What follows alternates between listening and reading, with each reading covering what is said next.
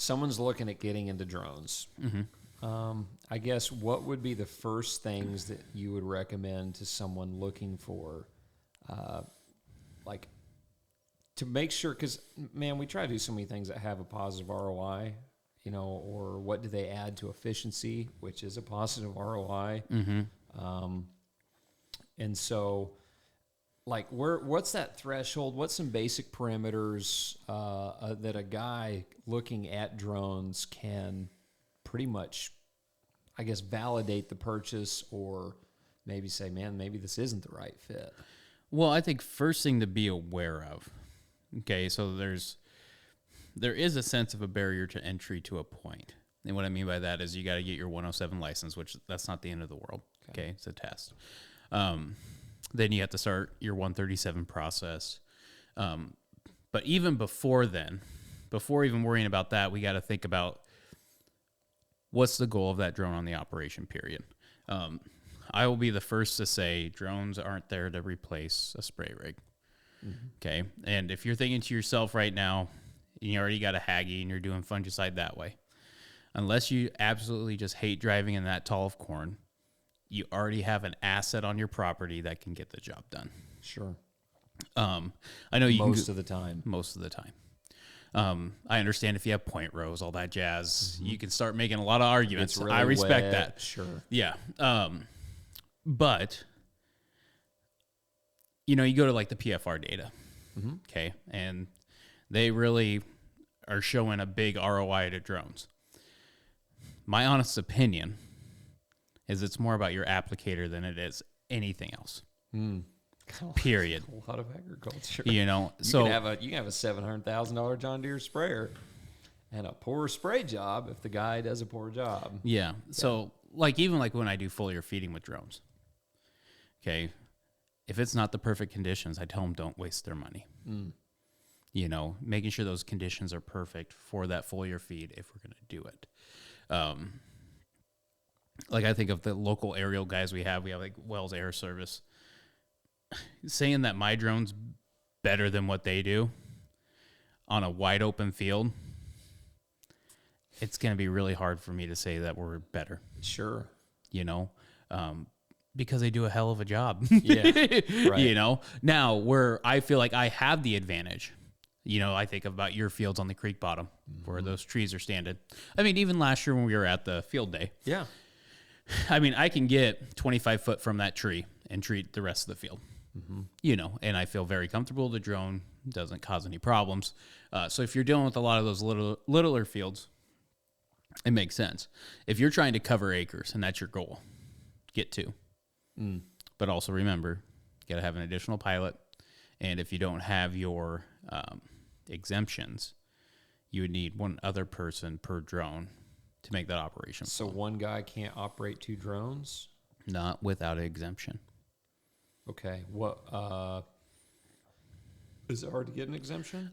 Working through the FAA, and maybe that's we're going to go down different rabbit holes with the drones as we're covering that topic. Because, I mean, you hear everyone talk about what can I spray. They don't even talk about the legal ramifications. So you would go through the FAA. They would give you your approval. Pretty much it's to do so one person can fly two drones. You got to show you have some sort of experience. You know what you're doing. They're not going to just say, this is your first drone. Sure, go ahead and fly two. Sure. But one thing that I found out throughout my drone spraying career was the best $5,000 I spent wasn't on anything for the drone. It was getting help from the legal side from the company that I bought the drones from. Okay. Now, can you do it by yourself? 100%. But there's somebody that's going to do that. And guess what? They get it done in 20 minutes for you. Or I shouldn't say 20 minutes. I'm guessing for them to do the paperwork is 20 minutes, but everything else they've done in the past to get them to that point is the reason why they're able to be so efficient. Sure. So that's one thing I strongly encourage. I think it does help out tremendously. Okay. You say the legal side, is that like liability type stuff or just to have the paperwork's right? Yeah. Okay. And file for the 137, which means you can fly a drone that's more than 55 pounds. Oh, okay. So like when I buy a drone from Pegasus Robotics, let's say, I purchased the drone. Now it's my job to put it under my 137 since I already have it. But when I first bought my drones from like Agri Spray, my T30s, I had them facilitate that part, so I was good with the FAA, so I can move forward. Got it. So, like I said, that was the best money spent I had. Okay. I started off with 3 T30s. That would have been 3 years ago. And I thought I was the smartest man alive. 3 T30s, I'm going to cover so many acres. I think year one, we covered 4,000. Okay. Started thinking to myself, oh, shit. I worked a lot of time, a lot of hours, and paid, numerous employees. I mean, I broke even that year. Yeah. What's drone application roughly? I charge somewhere around, that $12 to $14. Okay. The reason why I got into drones is make sure my customers could get fungicide, insecticide when they needed it done. Okay. So it was always that I was on the lower end of what most drone sprayers are. If that was my sole living, then I probably would be more to that 14 to 15. Okay.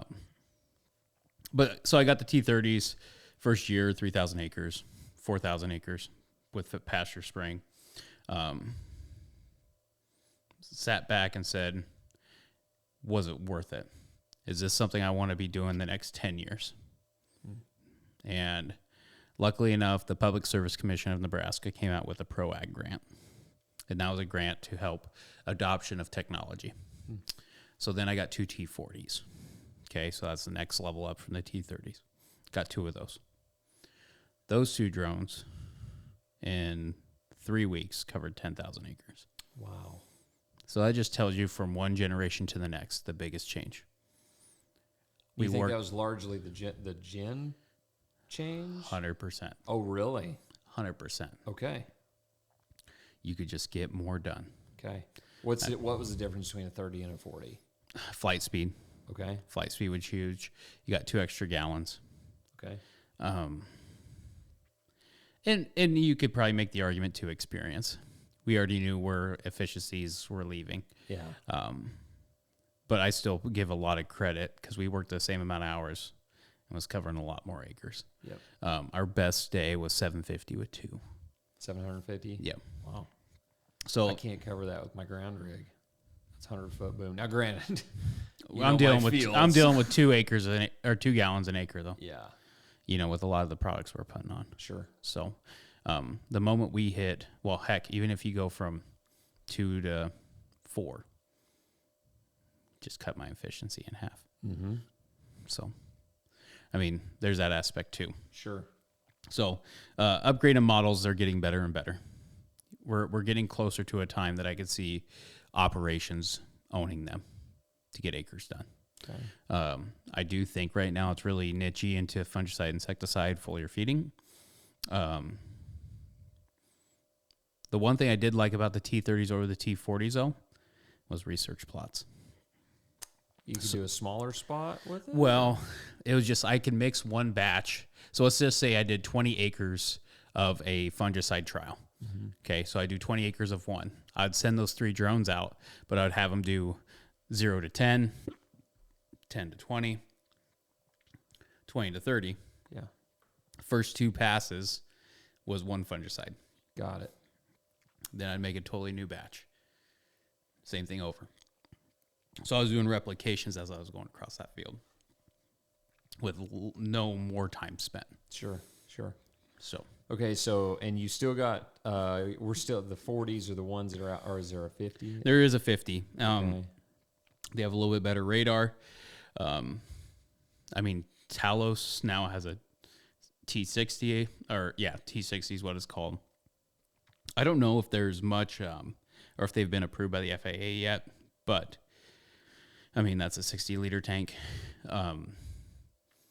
So 15 gallons? Yeah, thereabouts. 15 gallons? Thereabouts. Look at me. You smart man. I'm telling you, it just so happen I know how to work in liters. And then, and I got lucky. So they had a second round of the grants this last year.